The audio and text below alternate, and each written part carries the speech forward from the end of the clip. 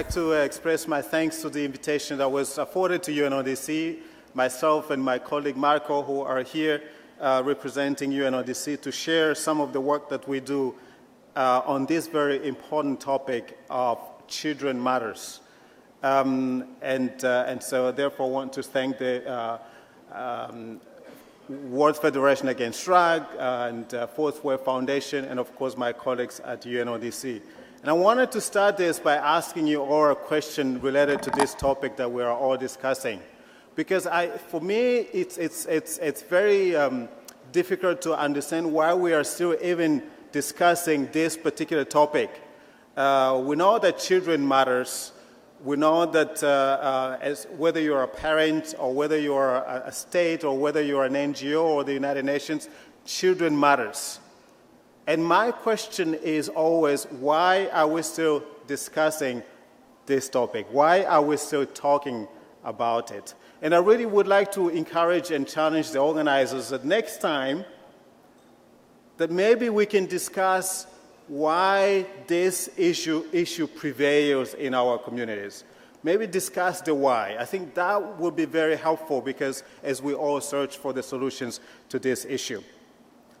So I have a presentation, and in this presentation I would talk you through how the Convention on the Rights of the Child is related to the work of UNODC, and I give you some of the examples of the work that we do that is contributing to that. So I am part of the civil society unit at the UN Office on Drugs and Crime in Vienna, basically your counterpart at the United Nations Office on Drugs and Crime. So therefore I'm very happy to see many of you that we have worked with and we still continue to work with, which we really consider to be important partners for UNODC. So, violence against children. We know, and by the way, just yesterday, we reached the milestone of 8 billion world population just yesterday. And young people makes up a very important part of that. Already, at least if you count 14 to 24, 15 to 24, depending on how you count, they account to about 1.2 billion. So about 16% of the world population are young people. So it makes sense to be discussing this, but especially to be discussing why this prevails. So, violence, we know that violence against children affect more than 1 billion of children all over the world. And 1 in 3 victims, according to research and studies, of human trafficking are children. It takes place in families, schools, alternative care and justice institutions, the community, or even within the workplace environments. It is an issue every country of the world struggles with. It cuts across cultures, classes, ethnic and religious spaces. Often, violence against children remains invisible, and this is one of the challenges I think that we face, that we can discuss in a different forum. It remains invisible. It is also unrecorded quite often and unprosecuted, and this is the responsibility of a state. It is also unpunished, either by the state but also the communities as well, and this is implicit within the society and is also not condoned many times. So it takes many forms that intersects within drugs, organized crime, including child sexual abuse and exploitation, child trafficking, child labor, exploitation, and slavery, as well as children recruitment and exploitation by criminal groups, including terrorists and violent extremist groups. So children and crime, one aspect of that is that children is a forced engagement in organized crime. So the forced engagement of organized crime of children is one aspect of the challenges that we face. So children are particularly vulnerable in becoming victims of organized crime and to be involved in crimes themselves. And there are many reasons for that, and many colleagues and speakers talked about that this morning. These include the exploitation of children by gangs and organized criminal groups. For example, in the illicit drug market, criminals often use difficult or violent-ridden family backgrounds to create a sense of belonging for children. So it's also about the search of the belonging that children usually are lacking within the communities that actually makes them vulnerable within the communities and to the organized criminal groups. Worldwide, however, reliable estimates on the youth-drug crime relationship are not available sufficiently. There's also a socio-economic hardship and structural difficulties that we face in addressing this issue, such as weak labor markets and weak formal or informal, particularly economies, particularly affect young people. In particular, high youth unemployment rates are a key driver to illicit activities among young people. And within the justice system, and this is at the government level, children are exposed to a heightened vulnerability. The majority of children, we know that in detention, either suffer from substance abuse disorders or have committed drug-related offenses. So, for example, young people use more drugs than adults. I think we heard this also already this morning, and have higher levels of use than past generations. So if you look at Africa, for example, the studies show that the number of drug users in Africa is projected to rise in the next decade by about 40%. And this also reflects the rise of the population in Africa itself as a young continent. The vulnerability, that also creates more vulnerability for the young communities within that particular continent. So how do we look at, if you look at the rights of the child, and I think Regina did really quite a good service in explaining the convention itself. When you look at that, how does it compare or does it relate to the work of UNODC? The mandates of the Convention of the Rights of the Child and the conventions UNODC is a guardian to clearly intersect in many different ways. For instance, Article 2 of the Convention clearly requires the special attention needs to be afforded to the protection of children. And I think that was one of the dimensions that Regina mentioned this morning, the protection of children being at the center of the rights that are to be afforded to the children. Article 33, which again was at the center of the presentation from Regina, particularly calls for states to protect children from illicit use of narcotic drugs and psychotropic substances as defined in relevant international treaties, and to prevent the use of children in illicit production and trafficking of such substances. And also Article 37 of the Convention itself, which relates to deprivation of liberty, should be a measure of last resort and be applied only for the shortest appropriate period of time. So to UNODC, over-reliance on deprivation of children's liberty and insufficient application of drug treatment programs or other alternative to detention are a common challenge that we face today.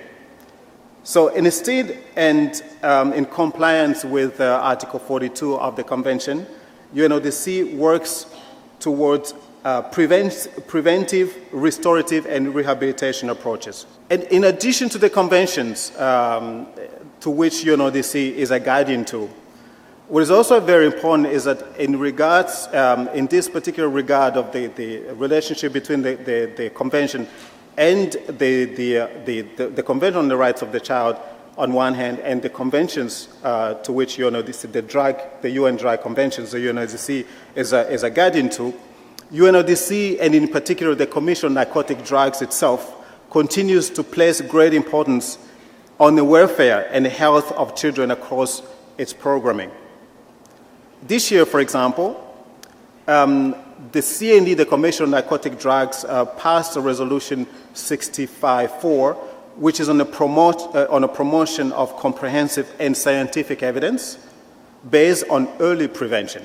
And this resolution itself calls to member states to intensify scientific evidence. And again, this was a topic mentioned many and several times this morning, and we cannot emphasize this enough.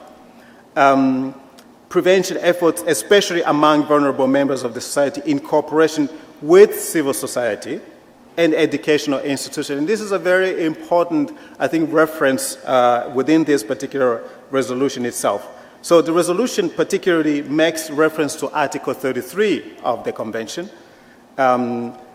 which again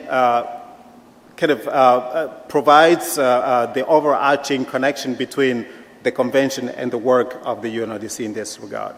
And when we look at the mandates of the organization, the United Nations Office on Drugs and Crime, there are a number of programs or activities that we can look at and to kind of show how the work of the organization is contributing to safeguarding the rights of youth. So, as a member states-based organization, UNODC supports member states in addressing drug use and drug use disorders by implementing drug use prevention strategies and providing treatment, healthcare, social protection, and rehabilitation services. This particularly includes children and adolescents, based on scientific evidence, human rights, and gender considerations. And again, I think it was good also to see some member states within the audience who actually put this human rights aspect of the protection of the society as a whole within the drug issue at the center of their policies. So UNODC further promotes access to controlled drugs for medical purposes, whilst preventing the diversion and abuse of them. In all of our areas at UNODC, runs project and regularly publishes reports and guidelines and toolkits, and I'm very happy, Matesh, you blame us for, we are some of those organizations that you're blaming for all your evidence, and I guess that's a compliment to us as an organization. And I'm very glad that you take these instruments and tools and publications reports and make use of them in your implementation of the work that you do, but also in your advocacy work, but also, I think, also in your engagements with member states. Some of the examples that we have on this particular issue is the Family Skills Program. And I guess Marco alluded to that at some point. And the Family Skills Program, particularly in Bangladesh. So in Bangladesh, for example, so the office that Marco runs, and Marco is here, so he will correct me if I'm presenting information that is not correct, covers also Bangladesh. And in this particular regard, the project that the office has been very careful in implementing, also together with WHO, has been to safeguard the human rights of Rohingya refugees in Bangladesh. And this is being done together with the UNHCR, and there have been, as there are several refugees within Bangladesh through which this project is being implemented.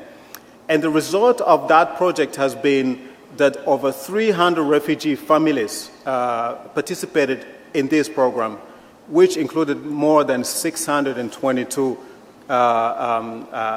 caregivers and 620 children themselves in this project. So you can see also when we talk about partnership and the importance of partnership, organizations coming together, in this case UNODC and the Office of the High Commissioner for Human Rights, how a difference that could make. Because obviously UNODC comes in as focusing more on drug and crime issue, and UNHCR as responsible for the human rights of refugees. And the other very important initiative, actually, which is quite significant for us when it comes to working with civil society organizations, is this life and social skills collaboration with civil society organizations through the Lions Clubs Foundation. I'm not sure how many of you are familiar with Lions Clubs, but they actually have, right, some of you are nodding, they have chapters in many different countries.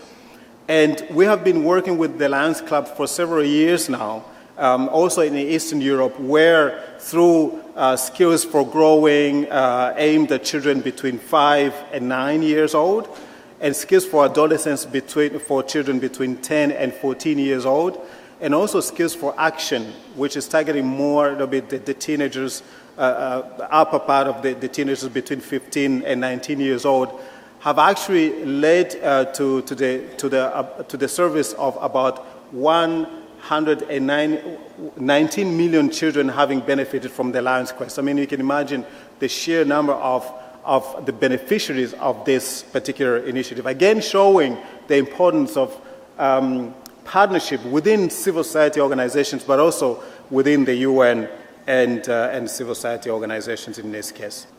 And here is where I lost my slides. Now I'm back on track. So how, within the UNODC, how do we then make sure that these young people also understand what is happening at the decision-making level, right? So it's not enough for them to be here. And by the way, I really would like to acknowledge that they are here with us today, because I think intergenerational learning is very important in this whole discussion. To having young people's voices also represented at the table is critical. I think so. I think they deserve a round of applause. And I see some of them here who are not, they're probably supposed to be in a youth forum, but they're here. I'm not sure if you will be in trouble by not being where you're supposed to be, but it's good to have you here in the room. So within UNODC, we have this UNODC Youth Initiative.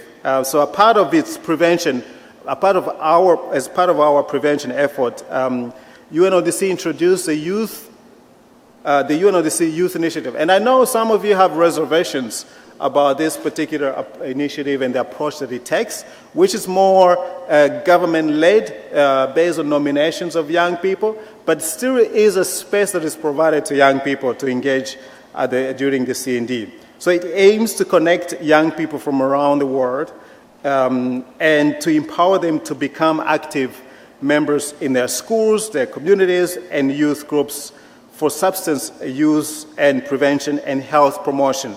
And as part of this, actually, we also provide a grant, which is called the Drug Abuse Prevention Center Grant, which is also, as these young people participate in Vienna, experience the work of policy making in Vienna, they go back in their communities, UNODC provides grants for them to implement some project in their schools or communities. And this becomes very important, of course, to making let's say, to transforming what they learn at the policy-making level into proper actions at the national level. So, I think it's Amy who said, when I'm trying to look at my note, when Amy was saying, so what can we do, right, or what can be done? And I think she mentioned we need to listen, and we need to listen to the young people and to hear what they have to say and take their perspectives into account. And for us, I think one of the campaigns, one of the activities that we have, also to making sure that we encourage parents to actually listen to their children, is this so-called Listen First campaign. And its motto, of course, is listening to children and youth as a first step to helping them grow healthy and safe. And by the way, if I'm running out of time, please, somebody should come in and just give me a sign. Well, you know, you can easily go over time when you're talking about these things. So it is based on science, and it does an effective investment in well-being of children and youth, their families, and their communities. Furthermore, Listen First has produced a variety of educational videos and informational materials. Some of the materials are actually available in multiple languages, and we can always do better to make them even more accessible in different languages. Like ideally in all languages of the world, but sometimes it's just not possible. In 2021, for example, just last year, new materials on the science of skills were added to this particular campaign, featuring super skills characters that promote science-based substance abuse prevention among primary-aged children. So furthermore, when we continue to look at the mandate of the organization, we see that the UN obviously recognizes the importance of supporting and actively engaging youth to pave safer, more peaceful world. Also when it comes to counter organized crime and corruption.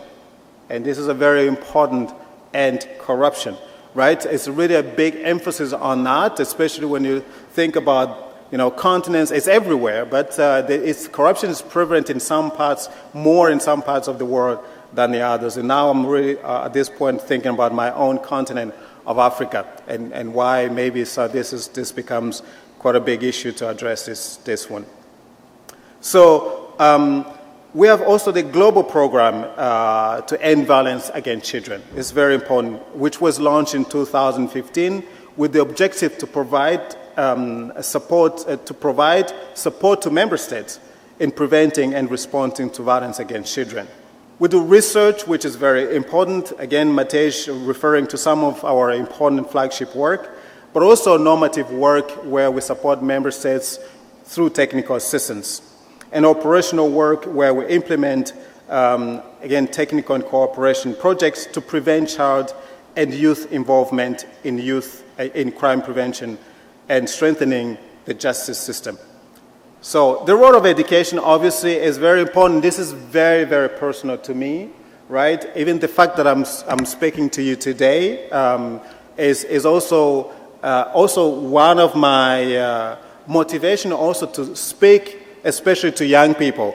I would not be here if it were not for the education that I was given when growing up in refugee camps and experiencing many different challenges as many young people do around the world, especially these days. So education for me is quite personal. So therefore we have the Education for Justice, which was implemented until last year, and we encourage people to continue using the materials that we have over there. So let me see where I am. And I intentionally put more slides on these presentations because I knew I'm going to be able to share this with you. So let me run through this just to mention a quick mention on a stakeholder engagement for UNTOC project, which is a project that I'm actually responsible for on the engagement of civil society organizations, academia, and the private sector in supporting member states in countering transnational organized crime. And here we have a number of resources and opportunities that also are very relevant to young people.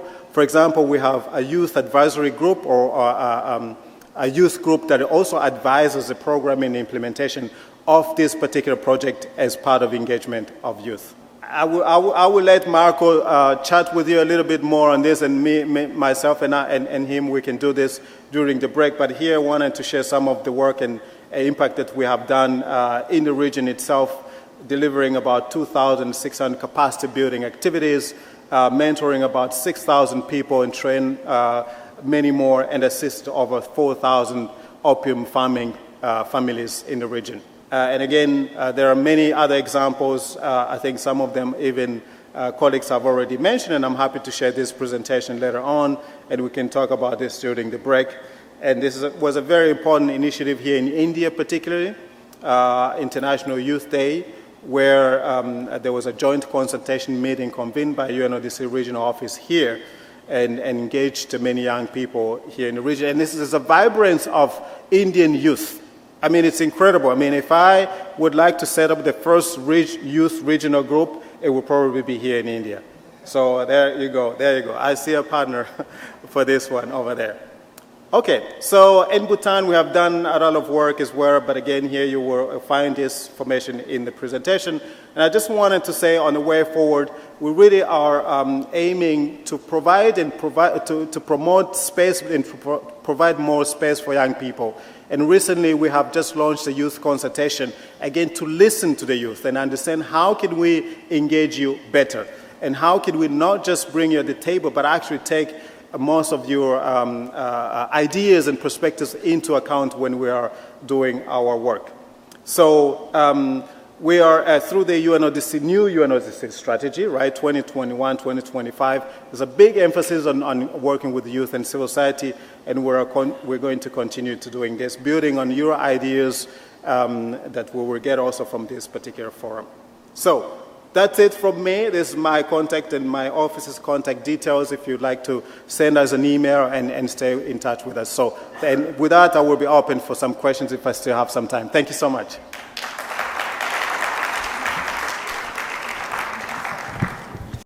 There's a gentleman over there. Thank you. Thank you for that presentation. And also thank you to UNODC. We usually use you as a reference point, especially for development of policy documents and all that. I also wanted to reference this with the previous presenter. He talked about what doesn't work, you know? And thinking about what you talked about, I always thought about schools. Education and entry point is the schools. But does it work? You know, all the competing priorities at the school itself. When we talk about education, probably the challenge is maybe to you and your experience. Do we need to start looking elsewhere in terms of entry? Because schools are proving to have a lot of work, a lot of development, a lot of exams, and all that. I sit at the Colombo plan, and this is one of the biggest challenges that we have, especially is what is the entry point to reach the child? Thank you. Thank you so much. I take the second question and then I can answer both of them. Musa here, please. And I think that's it. Sorry. Thank you. Thank you, Billy, as usual. You give us a very informative presentation. I have a question regarding to the WHO recommendations and how UNODC address the recommendations of rescheduling the cannabis, and how you manage to work in prevention programs while there is a lot of campaigns, legalization and decriminalization of using the medical marijuana and recreational use as well. So how we can address to protect children with human rights and children rights with a drug-free childhood, while a lot of countries, especially the European countries, who's going with legalization cannabis as well. And also, is there any new recommendations reached the UNODC? And what's the future, in your opinion, and UNODC opinion, regarding how we can protect our children while legalization for recreational use is going on and on? Thank you. Thank you very much for that last question. I'll probably ask Marco to respond to it because it's a little bit beyond my pay grade to respond to. But on where else to look for solutions, I think you are in the right place. Let me put it that way. You are in the right place.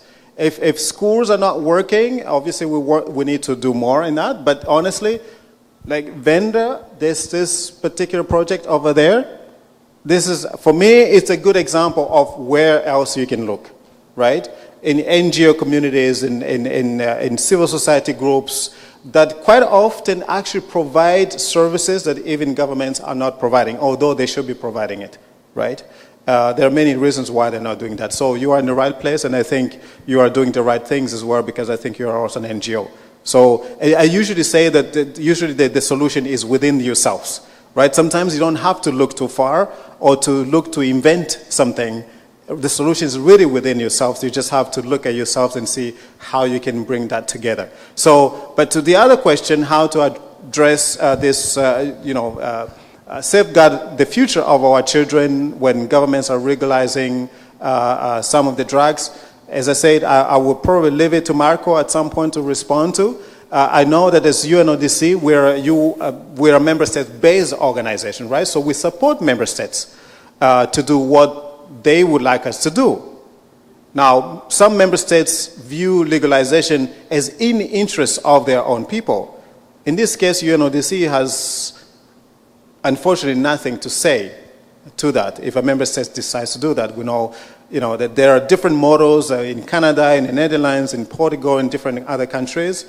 But Marco is from Portugal. Even maybe he can answer you in the context of a Portuguese, not a UN staff member, and he can tell you how that is working. But with that, thank you so much once again for the invitation, and really looking forward to the outcome of this conference. Thank you.